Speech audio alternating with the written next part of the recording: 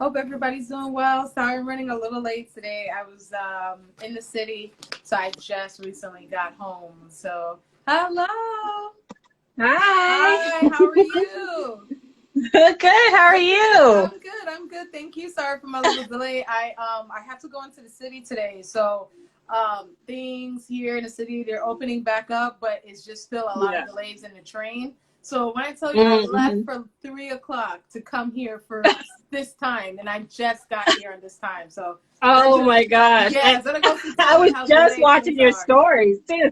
Oh my gosh. Yeah, I so that was goes just to, watching your stories, how you were in Penn Station. It wasn't even packed. Like, it yeah, looked empty. exactly. It's very scary because I feel like even though a lot of these places are opening, I just kind of went in there to just kind of see what was going on and stuff. And Yeah, yeah. still, yeah, still a lot. It's still a different dynamic. I think that us in New York, we're afraid. We don't want a second wave. So yeah, Yeah, yeah, I don't know. LA is a little weird. Like, there's half of us that are like, yeah, stay indoors, hunker down, and then there's the other half that are like, I don't care, I'm just going to the beach, and I'm like, yeah, it's a that's little like a scary. Yeah, it's a little scary. nah.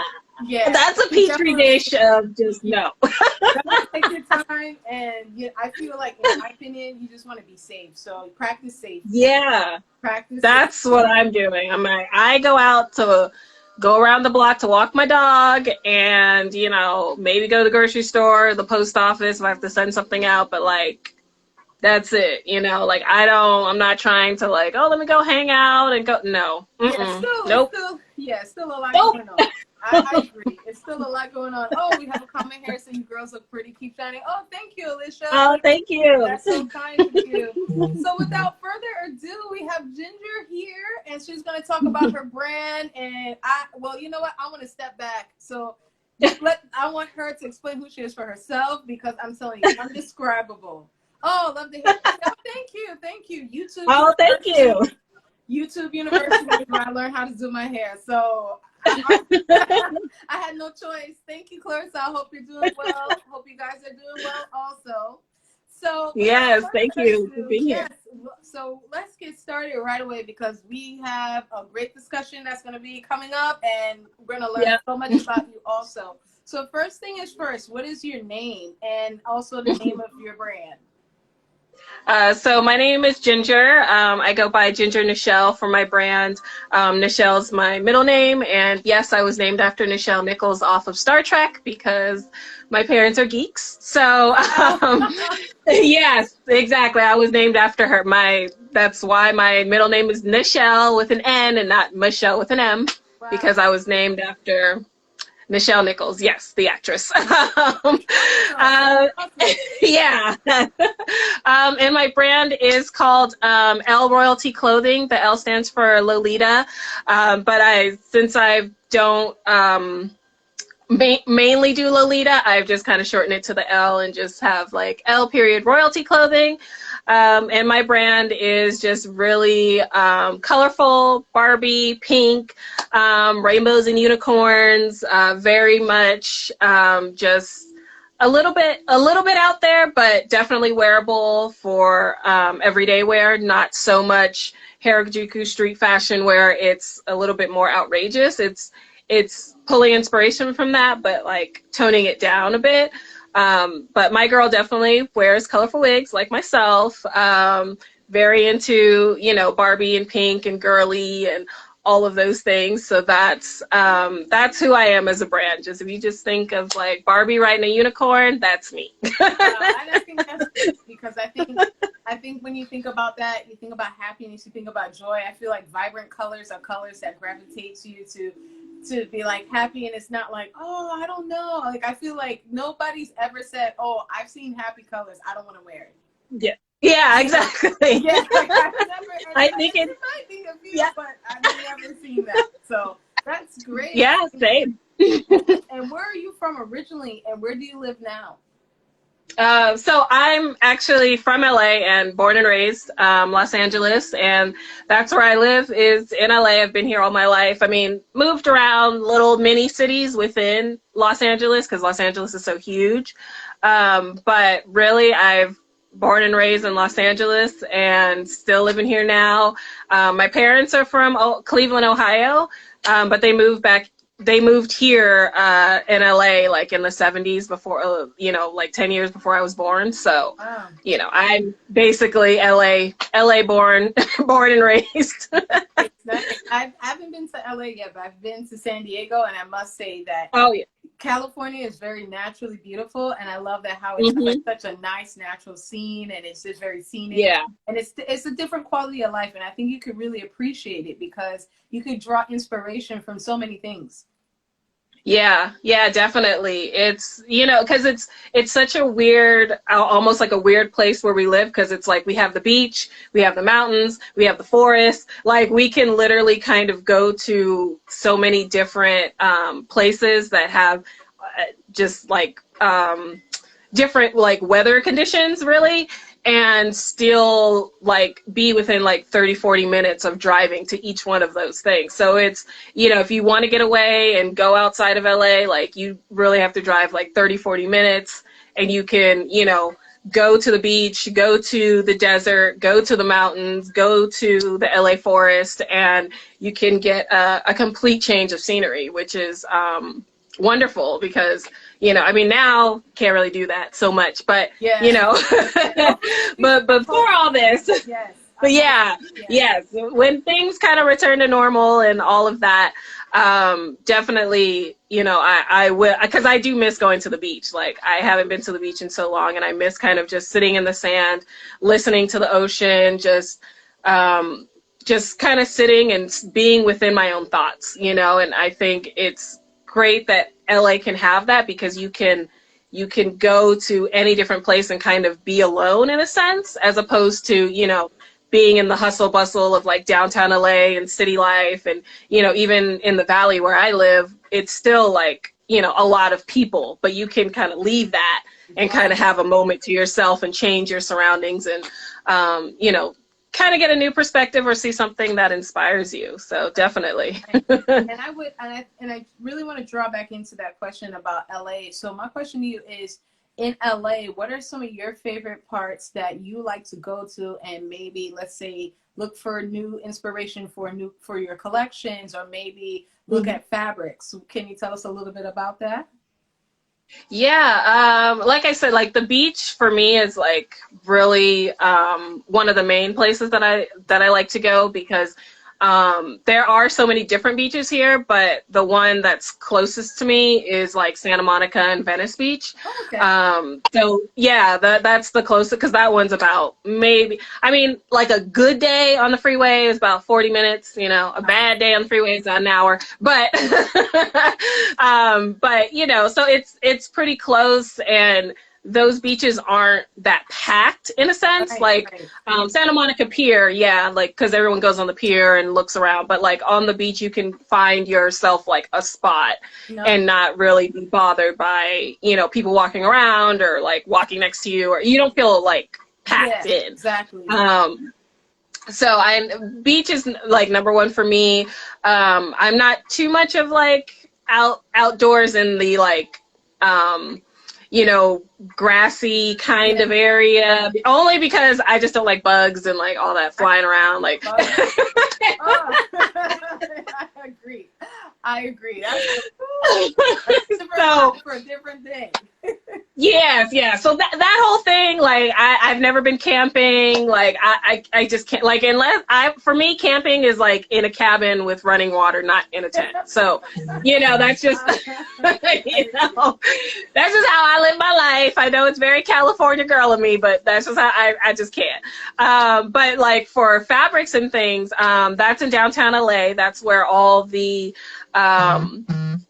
major like wholesale fabric stores are. So it's very different than going into like a Joann's or a Hobby Lobby or Michael's, I think, sells fabric too, or one of those places, or like Walmart fabrics and things, because you're buying it more at the wholesale level, where and it's like 60 inches wide, and it's just bolts and bolts and bolts and bolts of fabric in these like little tiny little hole in the wall little shops. Right.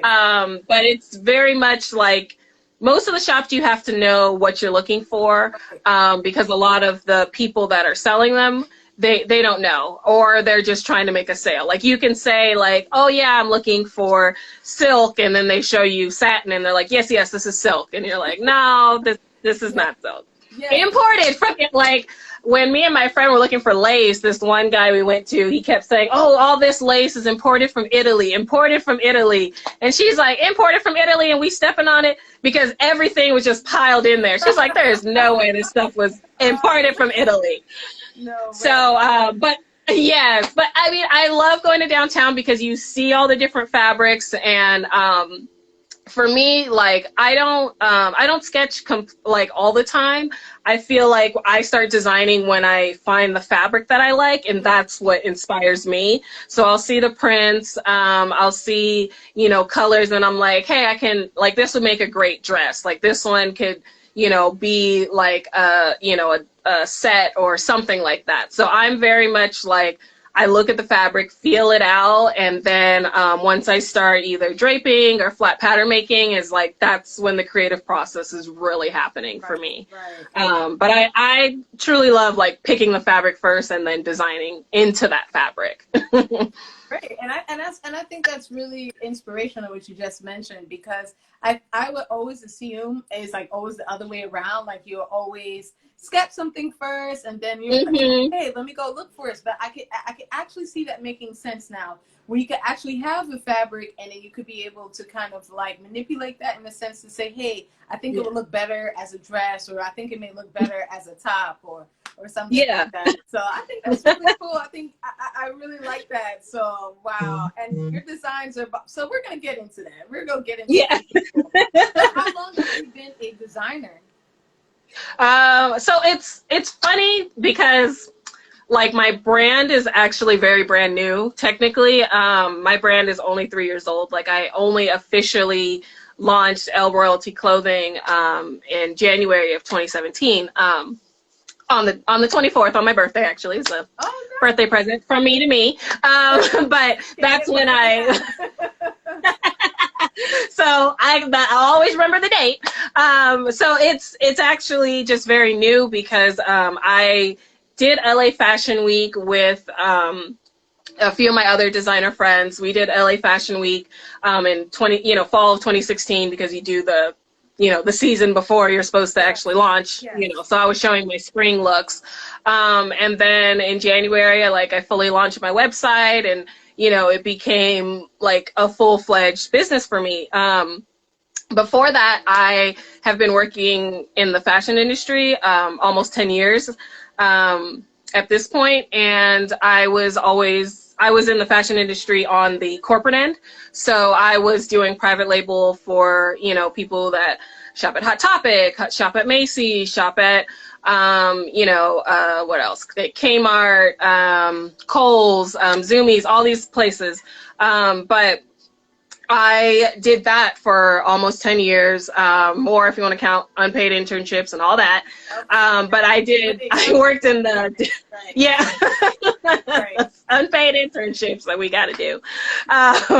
So I worked in the fashion industry in that sense, and I did more on the production end. So I was doing correcting patterns, correcting fit, sending fit comments, tech packs, all of that, more of production, not so much the design end.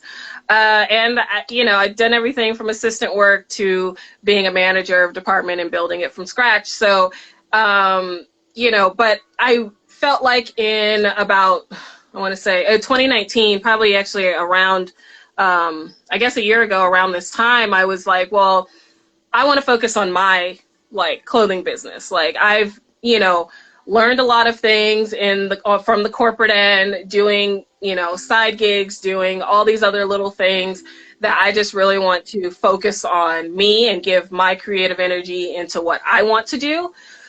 So I decided to quit my job in the fashion industry, get a job working at a dance company / costume shop as their costume designer. So I can have more time to work on me, because the corporate end is very demanding. It was 10, 12-hour days. every day, like, Yes. and sometimes weekends. Yeah, so it's very demanding. The fashion industry is not like, especially in the corporate end, it's not glamorous or anything like that. And, you know, I worked at Fashion Nova. That was my last job in the fashion industry. I would say like corporate end. And, you know, a lot of people are like, oh my gosh, Fashion Nova, I love it. Da, da, da, da, da. I'm like, got some tea for you, but I know, it's not. know all too well. I know all too well. It's funny you say that because I don't really shop at Fashion Nova that much, but I had these pants that I had bought from them because they had a pretty good sale, and I had to return it, and then they give you a credit, so I had to repurchase the pants or whatever. I just now got it, and that was from March, and I was just like, oh my gosh, I forgot I even bought the pants. They came. I'm like, what is this?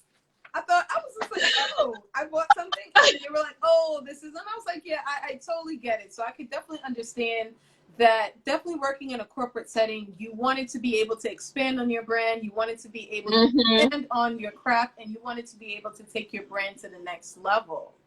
Yes, definitely. Yes, definitely, and that's my goal for this year. Because even with working, you know, in corporate, I had to kind of take a break from my brand in a sense. Like I wasn't creating as much as I needed to, as much as I wanted to and needed to in 2019.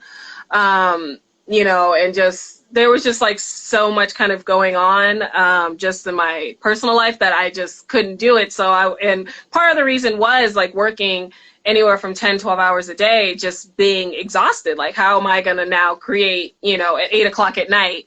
And, you know, I got to go to bed, you know, at 11 or midnight or something, so I can get up and go do this all over again. So, you know, I kind of took, you know, this year I was like, you know what, I'm going to really focus, refocus, catch back up on things. I was able to hire 5 interns to like help me with my business, like a social media girl, Gianna, who made the flyer for us, two bloggers, Kelly and Claire, who are constantly blogging on my website and keeping up with that, because, you know, all these things before, like, I was doing by myself, and it was just too much to do. So I was like, well, let me try giving some pieces of this out and seeing how, you know, this whole thing works out. So like now I have, you know, also I have my friend Lindsay also helping me as well, who works as a sales,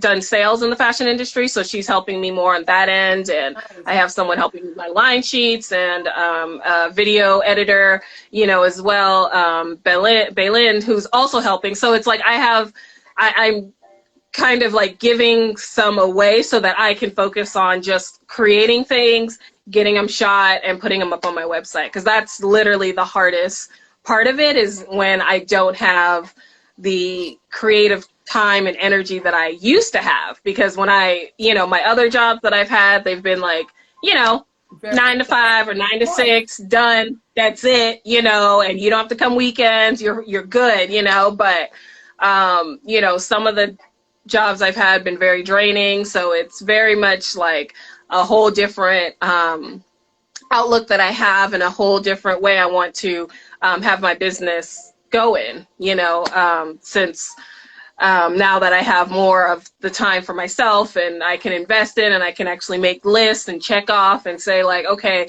this is what I need to complete, and when and how, and all of that good stuff. And that's really great, because I think, you know, that's the problem that a lot of people, I would say, that are up and coming may face, which is time for them to be able to create, but still use their time to also be on social media and advocate for the brand, and also try to incorporate, like, use funding for the brands, and try to figure out all that nitty-gritty stuff where it's really hard. So I think that's really great that you said to yourself that, yes, I want to be able to have more time to focus on me, but in the meantime, I also want to establish a team that believes in my brand. Yeah, exactly. Because I would rather, and I was talking about this also with Ingo, the designer I went live with, and it always seems like weird in the fashion industry that like when I interned, like I didn't get paid at all. And it was a lot of like, you know, me driving around, me picking up stuff, me dropping off stuff, like me running from place to place and all this extra things. I had to use my laptop, my, you know, all these things where I had to use all of my things and I had to do that. But there was no compensation for it. And, you know, some places I didn't even get hired or they couldn't hire for whatever reason. But, you know, for me, it's like I want to try these people out for the 3 months. 3-4 months and they still get their school credit and everything else, but I'm like, I'm going to pay you a stipend. And like, you know, if things work out and you want to still work for me, then like, we'll figure out a rate and we'll pay, you know, I want you on the team because you've been doing it for 3 months. Why am I going to be like, okay, you know, if I go, you know, if I, you know, turn over and just become famous tomorrow, like Beyonce calls me up, I'm not going to be like, okay, I need a whole new team now. Like, no, like you've been here, so why not hire you? I love that. I love that. Not only are you passionate about your brand, but you're passionate about investing in your team also. And I think it's very important because as you can see from a lot of designers that are well established, they have a strong team, whether it be marketing, whether it be with their finance, and that strong team is holding down all of the different paperwork, I like to say, while the designer is actually trying to create. So I think that having that parallel and strategy in your brand is definitely going to push you above and beyond. Yeah, that's what I'm hoping. That's what I'm hoping. Because I mean, I want to treat people better than like how I was treated or how I wanted to be treated or how I want to be treated. That's, I feel like, the best way. And it's not fair just because, oh, well, this person was interning for you and they don't have, you know, 10 years of experience, so let me go hire the person with 10 years. Why? This person has been doing the job and learned it and figured it out and helped you grow and all of that. And why not hire them? Like, okay, they get you, like, let me give you the 10 years of experience as opposed to like you now struggling to find experience now and, oh, well, you had an internship. Okay, well, you kind of work, but not really. Like, let me just give you the 10 years. Why is that so hard? You know, like you're just out of college. You need a job. And I think that's the mindset. You know, a lot of people they're not looking at it that way. They're looking at it like, what can you do for me as of the right now? So that's really, that's really definitely great. So I wanted to talk a little bit about your personal style and how it relates to your brand. So I know that there's a lot of people that have their own personal style and their personal style is very different from their clothing brand. So we would love to learn a little bit about your personal style and how you infuse that into your brand. Well, you know, I think my personal style is pretty close to what my brand is. Like I am very, I do wear wigs all the time. I also like cosplay. Like I was cosplaying, and so I would wear costumes to like Comic-Con and conventions and stuff like that. So I'm into anime and video games. So I'm a nerdy kind of person. So I've always had like colorful hair for maybe about almost 10 years or so. I've been kind of doing this, so it's like or even a little bit longer actually. Hold on, I think actually like 13 years. Yeah, so I mean, I've been bothering my mom with my crazy color wigs for a very long time because she just wish I'd just wear an afro and call it a day, but I'm like, no, I want my hair pink, but you know, I don't want to dye my hair. And I think that, and I love that you said that, because you know what, I think people have to stick by what they love. And just because you love something doesn't mean that it's going to be like, oh, I have to really care about what people think. You love what you love and you wear it pridefully. And that's great. And that's what I loved about you and your brand. And that's why you stood out a lot in fashion. We will get into that, people. That's coming up. We don't want to take away. Thanks for coming in from here. So that leads to our next question as far as for your brands. Do you follow trends or do you set your own trends? You know, I don't really follow trends. Even like, cause you know, like typically spring, summer, resort, like that's all bright, and then fall you kind of wear darker colors. But for me, I don't really follow that trend. I kind of just design for my target customer. For me, my target customer, what I believe that they would wear, and I pretty much always kind of do like pastels and florals and you know, bright colors and things like that. you know, sometimes I do track the trends just to see where on the scale I am. And, you know, I can, like, some of them I'm actually pretty close, even without even looking at it or just trying to. It's just more of like, you know, usually pastels and pinks and, you know, those kind of colors are for spring, but like silhouettes and things, I don't really try to follow the trends. I more try to set the trend. I feel like, you know, as an independent designer, most people want to see something new that they haven't seen from, you know, mainstream designers. Right. They want to see something very unique, very, you can't get it in like Macy's or Nordstrom's or, you know, Zara or any of those types of stores. They want to see something that's, you know, completely like off the wall, not from, you know, not following any trends. So I agree. I don't really follow them. I just kind of design what I like and what I think my customer will like, and then kind of just go from there. That's great that you say that, because, and I think that is very important as a designer to always have that creative eye, as I like to say. Because earlier today, before I was on my way home, I had to stop at Old Navy, and Old Navy had like the 60% off sale. To be honest, Oh, nice. I mean, no offense to anybody that loves Old Navy and Gap, but this place gives me anxiety because everything is so plain. And I'm just like, Oh, yeah. Yeah. As far as like basic tees, basic jeans, and I'm just like, like Yeah. even in pajamas, I want something outrageous. So it's Yeah. I mean, that's just me. And so it's like when I see a lot of plain things, I know it works for some, but I really encourage the audience members that look at stuff that identifies with your personal style, just like how you said that you use your personal style and identify with your brand. And then now customers, they're identifying with you by buying the clothes that represents them. Yeah. Yeah, exactly. Yeah, so it's always exactly. And I feel like, yeah, and I feel like it's, you know, like people love dressing up. Like even if it's just to go outside, to be inside, just take some pictures. Like they love dressing up. So if you're gonna dress up, you might as well like have fun with it. You know, you might as well not be like, you know, plain tee, plain pants, like, you know, like how Old Navy, you know, is, like you said. I know, and it's funny because I used to work at Old Navy back in like high school, and like all I did was just fold jeans all night. That's all I did. I didn't do anything like, it wasn't like fun or exciting. Oh, you can merchandise stuff together and get creative. Like, no, it's the same, like, color, you know, red, blue, black, yellow, green tee, and then, you know, blue jeans, black jeans, and that's it. Like, that's all I wanted, you know? It's very, as I like to say, it best fits your needs for basic styles. Like if you need a black jeans, or if you need maybe something for work attire, or just something to lounge around, it works perfect. But definitely, I would love to move along to another question now about your overall collections. So tell us a little bit about your overall collections that you've had, and how many collections have you created?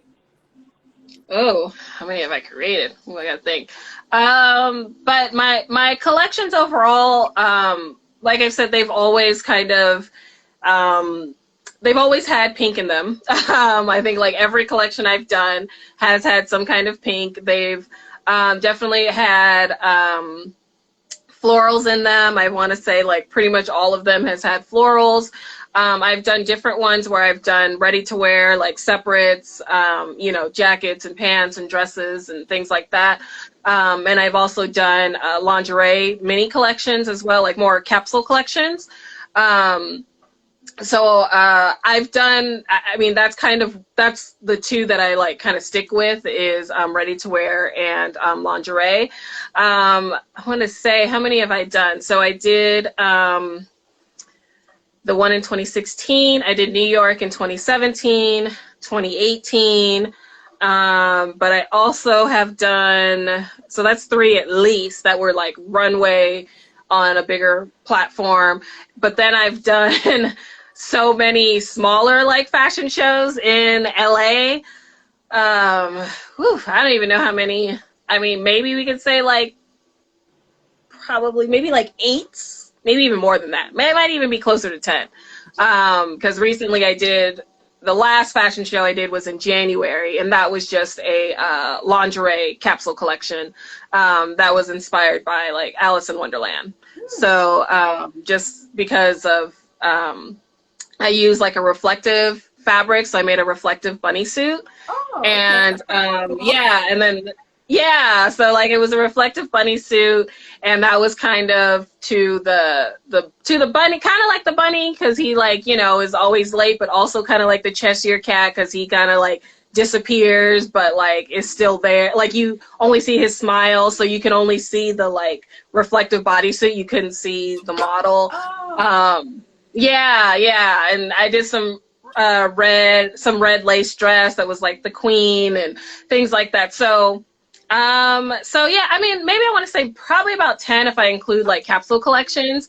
But my aesthetic pretty much stays the same. One time I did do, I think 2 years ago, I did do a Goth Barbie collection, capsule collection. So that was more of using like black and red was like my main colors.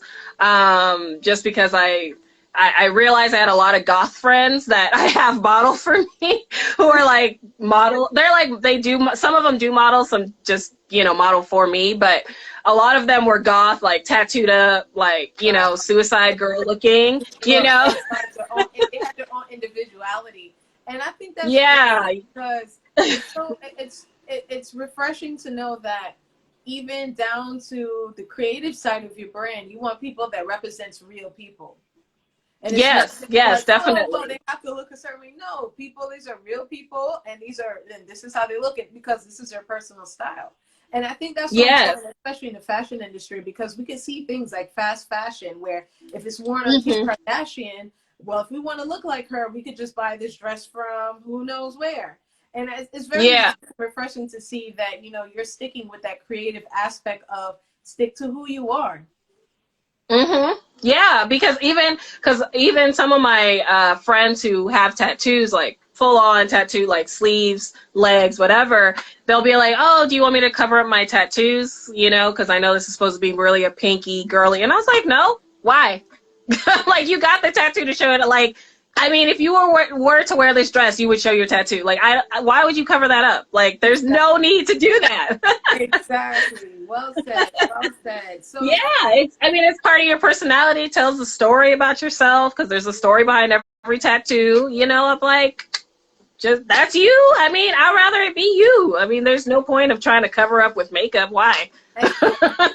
Agree. So that leads us to a next question that I think a lot of us are so curious to know is your experience with New York Fashion Week. So we would love to know how did you find out about New York Fashion Week, as far as being able to get your show showcased, and your feelings and your thoughts about your models walking the runway, and then also a little bit of differences that you see at New York Fashion Week compared to what you may see at LA's Fashion Week. Okay. So New York Fashion Week, I think I was just really kind of Googling it, looking it up. At this point, when I did it in 2017, I wasn't working in a corporate job at that moment, because I was laid off because the company I worked for was sold. So I was laid off because they only took like the designer, and that was it. They already had their own tech designers. So I was just looking and saying like, hey, if I go to fashion, like if I were to do this, like I didn't think it was possible, but it was just like, I had to look this up and see, like, cost it out. How much would it cost? Could I get into it?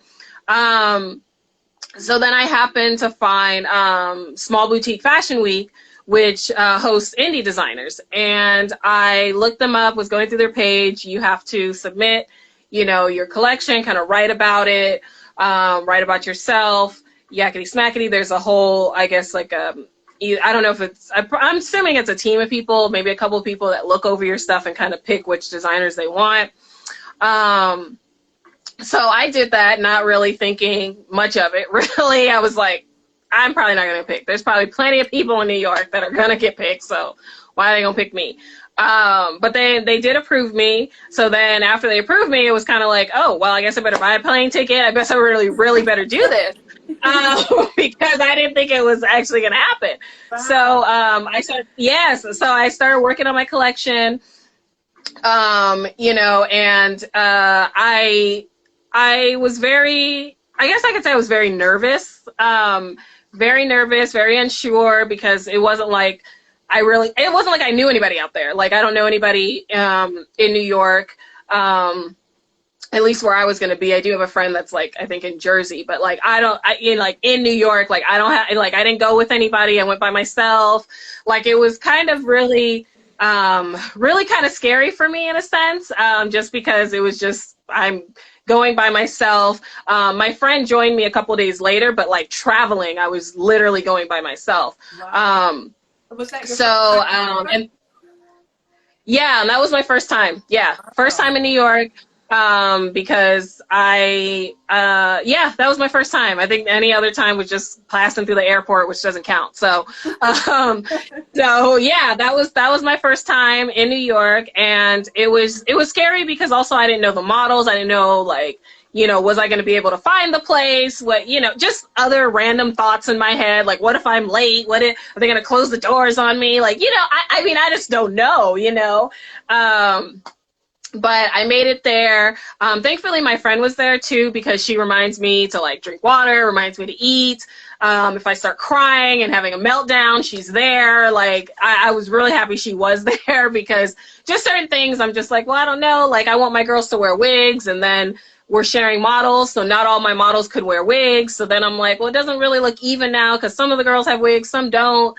But I have to share models, so I can't really say anything. And then I was like, but it takes away from my aesthetic. Like, they're all supposed to look like Barbie dolls, and, you know, but it's, you know, it is what it is. But I think once you get to that point where the show is happening and like we're all going on the, like, it's on the runway, you're doing the final waterfall, like, that's when I was like the most happiest, even though I was stressing out before, like crazy before stressing out in the weeks leading up to it. But like, once I'm like on the runway and I see all my girls dressed up and like in my stuff, like, that was like the best part. So like those like crazy like weeks before and all this like crying and being up late and doing everything and all that, it was like, it was worth it, because in the end it was just really surreal and beautiful. And that was like the first time I did like a big ball gown, and you know, the model was like she was really beautiful, she was really tall.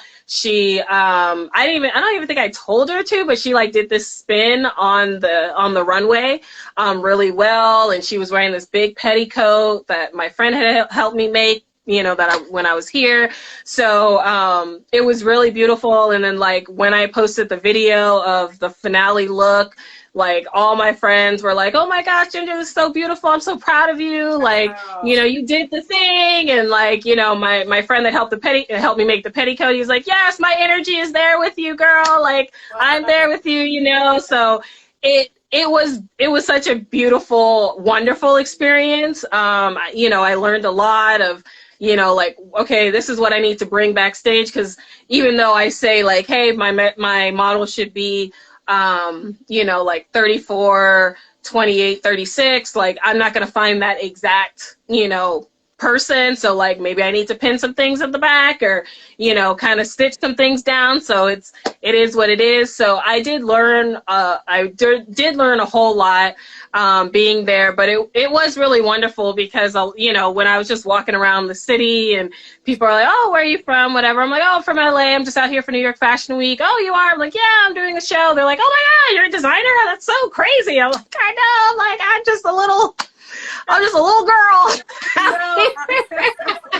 I must say, I'm sorry, my shoe, I don't know what happened to my shoe here. It's so weird. But I must say, New York Fashion Week is a big deal. And I must encourage that it doesn't matter how big, how small, just to be able to showcase in New York Fashion Week is just an accomplishment in itself, because there's a lot of people that, you know, year after year, they say that they can, and in some way to be like, oh, maybe I'll wait for next year. If you execute that plan, have that vision, and be able to accomplish it, was just amazing. And even about Small Boutique Fashion Week, what I learned about Small Boutique Fashion Week was that majority of the brands that they have at that fashion week, you know, they're just like you. They're smaller brands and they make everything by hand. And I felt like, honestly, that was one of the best, like, that was one of the best events that I went to during that fashion week that time, because you could really see the passion. You could really see all of the designers' hard works behind those particular items. And I'm not saying that you can't see that at a larger show, but sometimes some of these larger shows is a lot of things going on as far as like paparazzi and stuff. It takes away from the focus of the actual designer.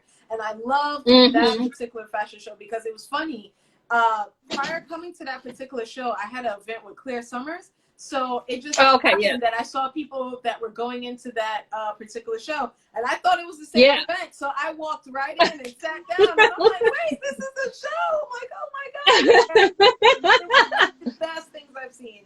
And I think even their collection, I remember the models having the pink. Some of them had like short cuts. And I believe had like this nice clear, I believe it was pink trench coat, I believe it was. Yeah, the raincoat. Yeah.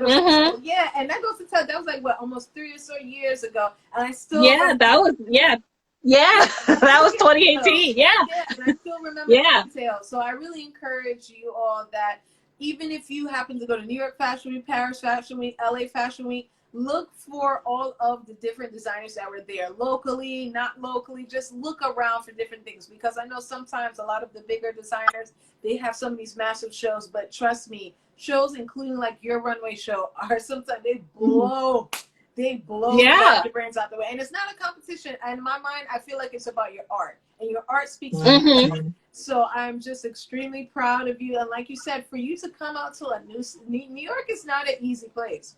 As far as when you're coming in and looking to travel around and navigate around, you know, it's so busy, so fast paced. And for you to come to a whole new city across the nation to come to New York, that deserves a round of applause. So I think that is just utterly amazing. And it just goes to show you that nothing, if you set your mind to it, you could definitely do it. And I think you're a prime example, and your brand is a prime example of that. And I feel that whoever is listening and watching this live right now, please pay attention to the way how you executed your visions. And that is what it's about.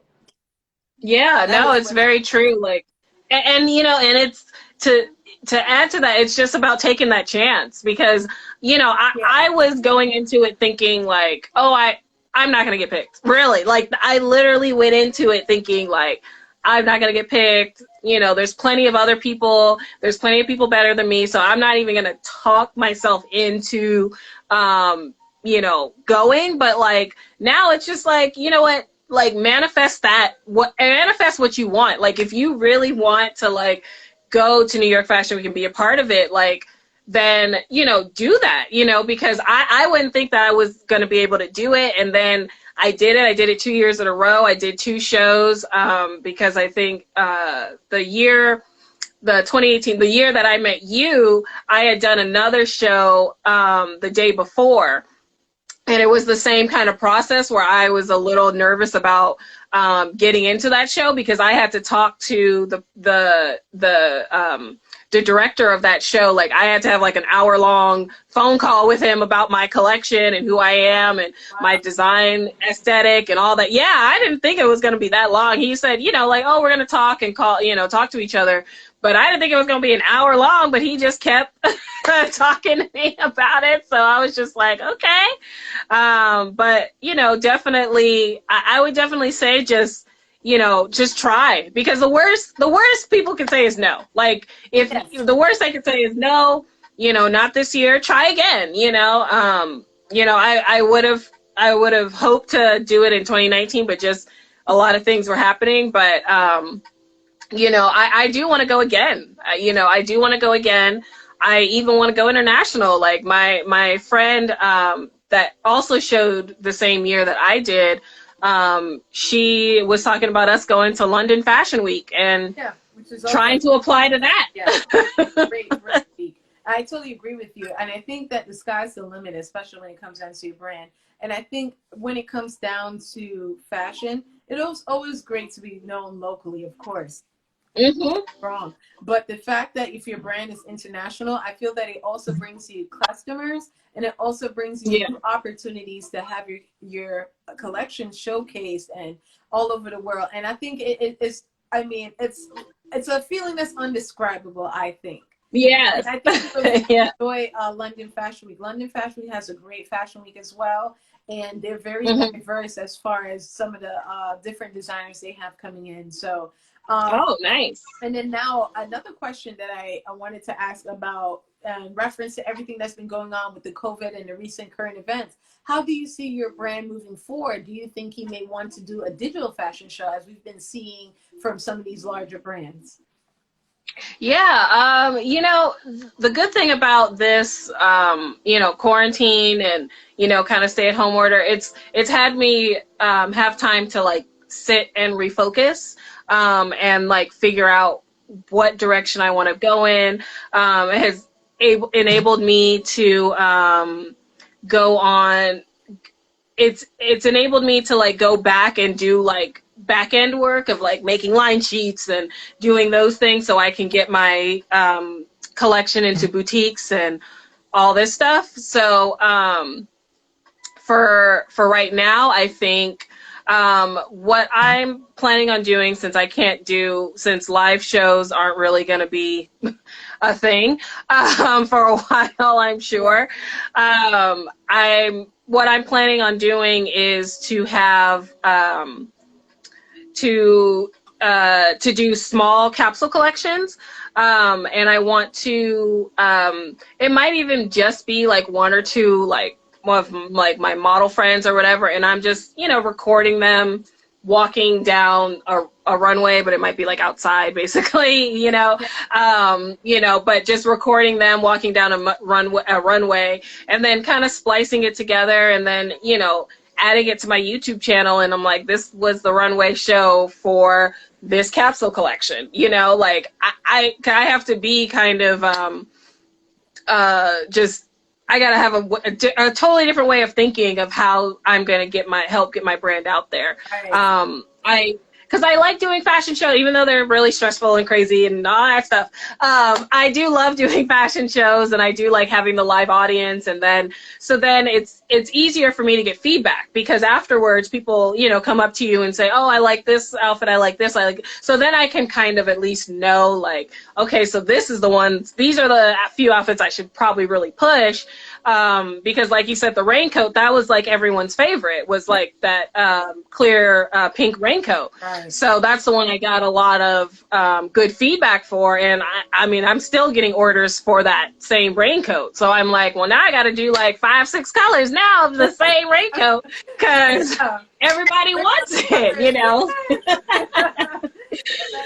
So that's kind of my next goal is to do a series of colors of just that raincoat. I might, do different ones where some have hoods, some have pockets, some have, some are shorter, some are longer, whatever. I'm going to do like different versions of it.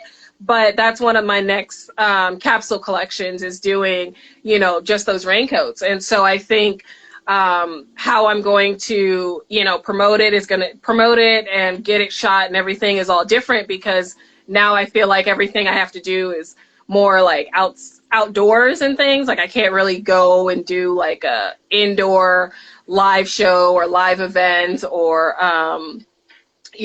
be a part of some art show or something like that. Like everything I have to do, it's more of like, I have to pull resources where I can, get a photographer and, just videotape this, this happening and, videotape, like I said, the girl walking down the runway outside and then that's the runway show. I'm trying to build up my YouTube channel since I have a little bit more time and, do more lives like this one. That's why I was like reaching out to you. I was like, hey, I actually want to do a live with you, girl. Yes, I'm so glad you did. And I think that's great that, you took the step to even want to do more and showcase the brand, because I think for a lot of people that love fashion like myself, we see the clothes, but it's very rare that we get a chance to hear the designer's story behind the brand at times. So I think it's always great to see that because, we get a understanding for who they are and know that, hey, they're human just like us, and then they have a dream and they just saw that dream and made their dream come into reality. So I was really glad that you did reach out. And one other question that I did have asking about that is, what kind of struggles do you think that you face being a designer? Well, the biggest one is definitely having people buy into your art. Yes. Because, it's kind of like other art mediums in a sense where, like, if you paint a painting, you got to get somebody to understand it, like it, and want to buy it, put it on your wall, things like that. So design work is the same, because since I make everything myself, like I pick the fabric, I pattern make, I sew, I finish, I embellish, hand sew, whatever I got to do, I do it all myself. Some people are like, well, you sell your crop tops for $25, but I can get them for like $10, over here at this at Forever 21 or something. It's like, well, yeah, but I mean, they are doing production overseas, and all they do all day is just run it through the machine, and that's it. And then, in like a couple years it'll disintegrate on you. So, people don't fully understand the like difference of doing something where you're like doing it handmade, and by yourself. Like, you don't have all these different outlets. I'm like, Forever 21 has thousands of employees. If you count all the like stores, their headquarters, their factories overseas, they probably have a good 1,000 employees to do everything. Like, it's, as opposed for me, I got to do it all myself, because even before my interns, like, I was blogging every week. I was updating, my website and my Instagram and all my, Facebook and Twitter and all my other social media. And, I was the one doing the photography. I was, making the clothes and, doing the photography. I mean, sometimes I had a photographer, but sometimes I just needed to do it quick. So I just was like, hey, friends, are you free in 3 days so I can take two pictures of you in my outfits, So the challenging part is doing everything by yourself. Definitely, it's the most challenging part, and I think, I'm still trying to learn how to balance everything, because I always have ideas shooting out of my head all the time. But I think the hardest is really balancing, trying to do everything. And then, on top of that, still, being aware of worldly issues that are going on. And, like, we're having the civil rights movement going on again. And so it's like being aware of all of those things and not like going crazy and being like, okay, I mean, I want to like save the world, but also I want to make this dress. Like, it's very, very difficult to kind of be like, okay, well, I kind of want to do both, but I don't know. Maybe I just like, so it can be very, very difficult to like navigate that. And then, thankfully, I feel like I've never had someone think, just because I'm a Black designer, like, oh, is your clothes urban? Like, thankfully, I haven't really had that. I think because I've always come across with, these pink and, wigs and colorful wigs. So they're like, well, there's no way this is like urban design. Yeah. But I've had other friends that instantly they see like a Black designer and they're like, oh, so you do like urban wear or you do streetwear, like automatically. Yeah. And it's like, no, like, and I interned for somebody who said, she never used to use her face. She does now, but she never used to use her face as any promotions or anything, because she was like, they see me and they'll just think I'm urban.